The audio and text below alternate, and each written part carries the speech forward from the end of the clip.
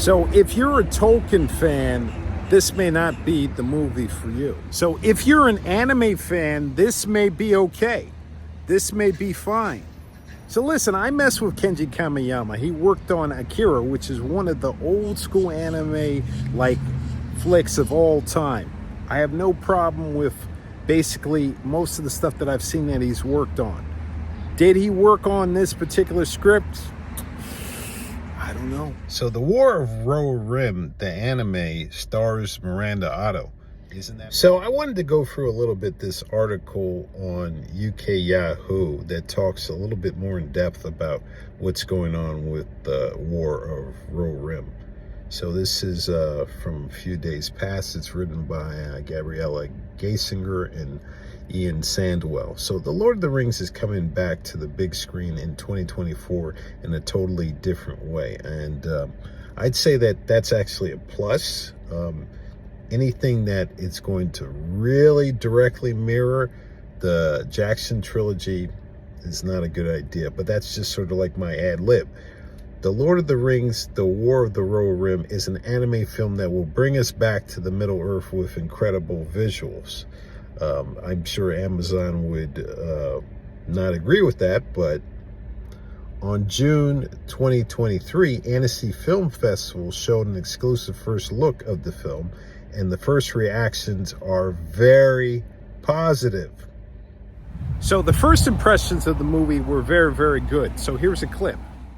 So the presenter is going to ask Mrs. Boyens about the crowd's reaction to the anime during the first look at the Annecy Festival.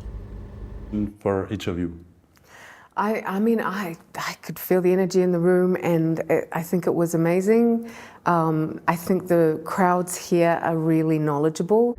So while we wait for the Rings of Power Season 2, this prequel film is set nearly 200 years before the Two Towers and tells the tale of the legendary Helm Hammerhand. I honestly don't know how many people are really like waiting to see the second season. I mean, like, I'm gonna see it, but I can't really say that most people are really waiting with bated breath. I don't know if we really should say that, even though the article says that. I mean, that's what they want to say, and that's, I guess, what they're contractually supposed to say, or maybe that's even what the two authors of the article believe. But I don't really think that most fans of the Tolkien universe agree. So The War of Rohirrim was announced in June 2021, and it won't be the end for big screen Lord of the Rings movies. It was confirmed in February 2023 that Warner Brothers is developing new movies after signing a deal with Middle-earth Enterprises. So, you know, my gut feeling really is that despite the fact that some people are saying that they think that WB is really going to do really, really good movies, I'm pretty much going to wait and see. I think it really depends on who's directing them, who's involved. But here's my thing. Why? So my question to you, and you can tell me in the comments, why does this need to be done? Does the trilogy really, really, really need to be done again? Why does this need to be done? Let me know in the comments. So all of that said, there's part of me that unfortunately thinks maybe this could end up being frozen in Middle Earth. And I'm going to wrap us up with a clip that elucidates to the point. I hope I'm wrong. Maybe I'm wrong. But the whole idea of the king's daughter, who's not mentioned, being spoken about doesn't make any sense. About the characters, we know about Helm, we know that he had two sons, we know that he was challenged by one of his nobles called Freka, who suggested Wolf marry his daughter. And here's the interesting thing. We know there's a daughter, but we don't know her name. We know nothing else about her, which was actually a gift for us. Why was this a gift? Why?